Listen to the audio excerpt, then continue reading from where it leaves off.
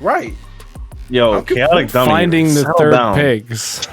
I'm down to throw hands, but I do need to know the reason. Nah, I will call the police. Don't fight me. My man just came in here, saw a Street Fighter tournament. I was like, I'll fight. Right. I'd have to fight someone because of the hiccups. You got- Over It's not hiccups? Right, bro.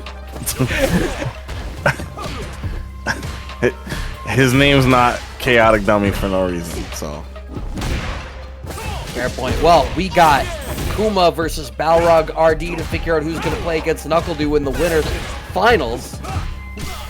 BalrogRD. I hope he was paying attention to the last match to see like exactly how he's gonna approach, you know, the zoner archetype that these DJs have had these past couple of matches. So here we go. Kuma putting him the perfect parry.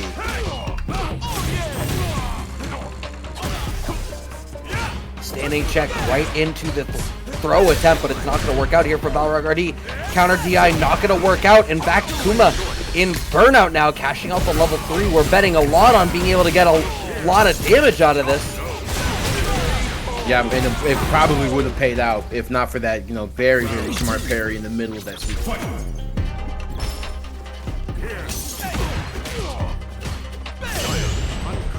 Okay, perfect parry on the M Sobot.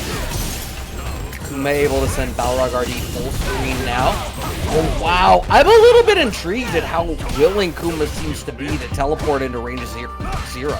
Right, like I'm thinking that Balrog if Balrog is at a deficit here, then I need to make sure he just like, you know, stays as far away from me as possible, or it's gonna cost him. Like he has to spend something to get in range, but really Kuma's just been adamant about taking the fight to Balrog and kind of mixing things up here. Alright, we can find our up kicks here, and just like that, Kuma locked down in the corner. We only have a little bit more time before the stun. No, we just barely don't get the stun, but cashing out the level 3 is still going to be enough as game 1 here goes to BalrogRD over Kuma. Yeah, it was a little uncharacteristic, right? I think akin to JP's game plan, right? And we saw this kind of in the last match Kuma played, where they were getting antsy with the teleports. So maybe it's just, you know, the idea of like I said, keeping them on their toes, but no need to force an issue necessarily, but does get the grab right there for the punish counter.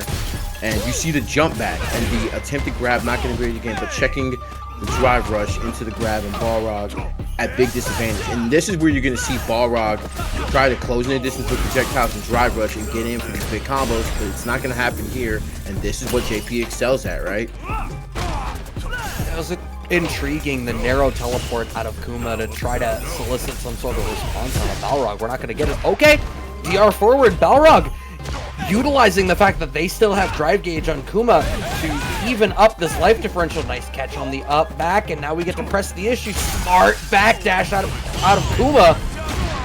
He's not going to be able to get. Did you get the level 2 here? No. We could have. I think if that crouching jab link had landed, it would have been in the level 2, and I think that would have been the kill.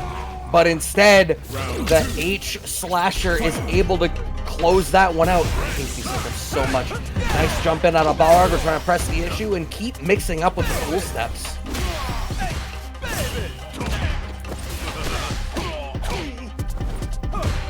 Not really, nothing after the target combo right here. Alright, and that's the key right there. Just can be DI'd. For those of you who didn't know, Balrog, unfortunately, in the wrong place, and yes, using the drive rush to get in off the slide. Kuma, kind of like even in life right now, but trying to open the defense, and Balrog finally getting command grabbed. Yeah, that slowdown off the command grab ends up low-key great for Kuma because it earns them a little bit of breathing room for their drive gauge to get back as they spend it on that drive rush cancel. Now burnt out, but with Balrog locked down to the corner, that throw is going to be enough to do it as they tie up game 2 now 1 round apiece. Yeah, staying solid for Balrog was definitely, staying solid for Kuma was definitely instrumental right there, because one wrong move would have ended in level 3, and Balrog would have walked away with this single victory, but Kuma hanging on. And I think the bane of this match right now for Balrog is that they're just having to spend so many resources to get in. And when it's advantageous, it's advantageous. And it's really good. And when it's not, it hurts so bad. But speaking of hurt, when they spend this level 3, keep Kuma in burnout.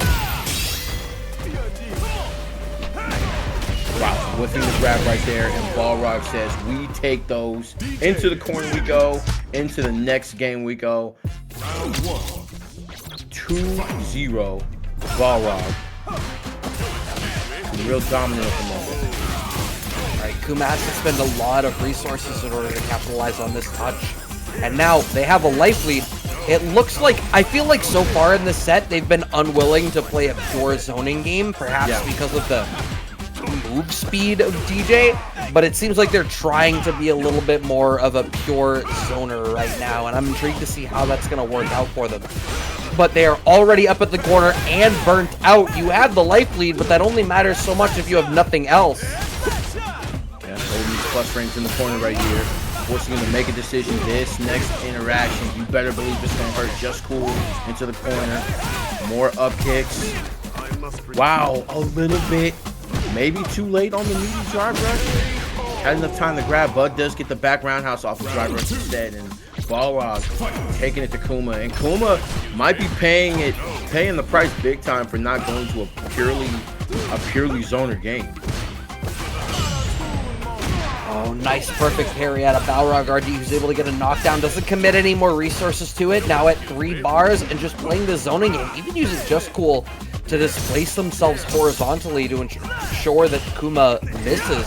And now Kuma locked down in the corner once again, managed to catch out the towards medium kick, but I still feel like while you have a life lead, you're in burnout, you're close to the wall. It's a tough spot to be in here for Kuma. Okay, I do respect the space, right? And just enough for that knee. Just enough for the knee to go for the safe jump setup in the corner. And does he jump over? No, not getting it in time here. And will get the punish counter for the grab. Big opportunity for Balrog, but as you take damage, don't forget you're in that CA range. Yeah, I like that Balrog is choosing to just like liberally use their drive gauge. That comes back. If you close out this round, great, you win the set. If you don't, like what just happened, you completely reset here. You are still on set point. Be liberal with it as they go forward and try to get the check with that low forward off the DR, I'm sorry. Brown's going to be able to get the counter drive impact and going to go immediately into level 2. Even after all this, you're still going to have, be able to build bar for level 1 to finish the game if need be. Balrog is just having so much trouble getting in right now, and now looks like Kuma has completely reverted to that pure zoner game. And it's working great. You can see that Balrog is, we talked about tunnel vision during the latter portion. Tunnel vision, definitely the problem here for Balrog, is they seem super gung-ho about trying to get in. They are just barely out of burnout. Okay, chip no longer a factor, but if you get clipped by a stand jab, it's not going to matter as Kuma earns a game on the board. Balrog a little bit too antsy to try to close that one out. I think they saw that they had super bar, they saw that they were on set point, and it was like, all right, please, I just need one more touch. And sometimes when that happens, it's super easy to end up making a bunch of linear, air quotes mistakes. They're not mistakes, but they're very readable choices.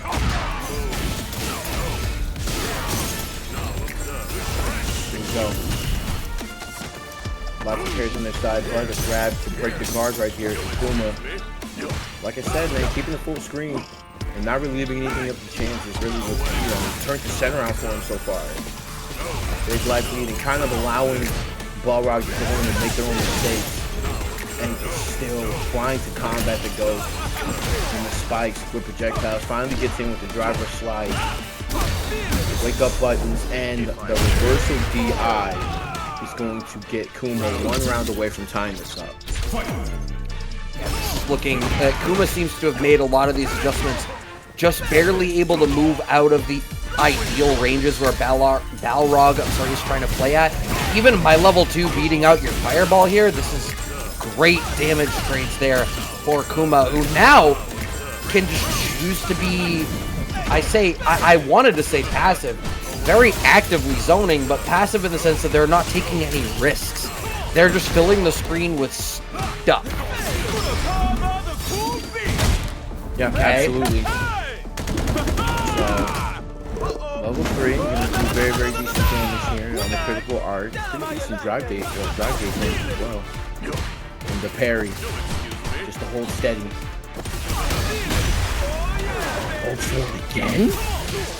Gonna be able to get this full combo into another round win, and now Balrog, match point for him, set point for him, and Kuma trying to hang on. Only needs one round to send this to game 5.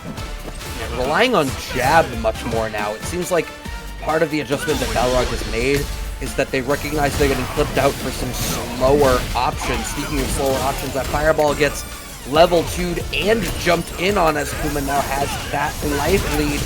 Balrog has the super bar advantage, but they have to spend drive gauge in order to try to earn some space. Good check on the DR forward, but the low forward sweep is not going to connect. They're reset to just outside of neutral range now. Trying to press the issue. You're not quite at the wall yet. Yeah, and drive gauge might want to be a little bit of a controversial thing here, just because, you know, both of them have level 1 available, and soon level 2 for Balrog, as I just said it. Now, you know, not that many resources available for them both, but in terms of reversal, they'll be fine either way. But Kuma struggling to hang on in the corner right here. Doesn't want to subject himself. Wow, so because the Ghost has 2 hits of durability regardless, it actually beat out Dee Jay before he had the chance to throw both fireballs, and with that throw off of the level 2, Kuma evens this up 2 games apiece. We're going to a game 5 to determine who plays against NuckleDu in the winners finals, y'all. BalrogRD versus Kuma. Who is it gonna be? BalrogRD, just a reversal of fortune from both these characters right now. Kuma finding a way to kind of revert back to the gameplay that we know that JP is famous for, and Balrog not knowing exactly how to react to it. And we just see counter hits, and we see these counter pokes over and over again, and Balrog not responding to it well. Kuma, here we go, just kind of nickel and diming, and that's where they've gotten them. The difference being is that the nickel and diming has gotten them full screen, but gets the crush right here. Will get the up kick, safe jump. Wow, goes for the empty hop into the low right here, into another up kick. More safe jump opportunities, whiff and grab both of them. Here we go, Balrog with the fast and furious gameplay. ODM Legion either gonna hit, both drive rush at the same time, but mine happens to be a little bit cooler with the background house that ended. And now, final round situation for Balrog in this final game of the set. Wow, I was gonna say that it felt like Balrog was really playing super high octane, but the fact of the matter is, Dee Jay can capitalize so much damage off some of these errant hits that playing high octane doesn't matter as long as you're right just enough times. Kuma able to get out of the corner off of the back of that level 2, now having BalrogRD locked down, but OD up kicks earns Balrog just enough breathing room as we are just barely back to mid-screen, trading with some pokes, but DI beats heavy booms out of Balrog, if the name eludes me for a moment there. Apologies. DR forward, right in. Air slasher. Thank you. That's what it was. We'll get the Sobot into level 3. You're at less than 5% off this one, and you have no drive meter. You have to watch out. DI has been represented really, really well in the corner right here. Goes for the air slasher, and it's gonna connect. Balrog going to move on into winners finals to fight NuckleDu. What a set. Yeah, not invincible to fireballs there is level 1s. That was a change made back in beta 2, if I recall correctly. It was a great spot to reverse the level 1, but of all the times to do it against all the projectiles to do it against, OD Slasher so fast out of Dee Jay and does such a good job of winning out in these fireball trades. But they're going to get another chance down in losers. As I have the updates for you from losers, it seems that Naji, wow, Naji with the double DQ life, Arma and Dotakai both out. So waiting in loser semis, Yazdero versus Dual Kevin, winner of that is going to play against losers.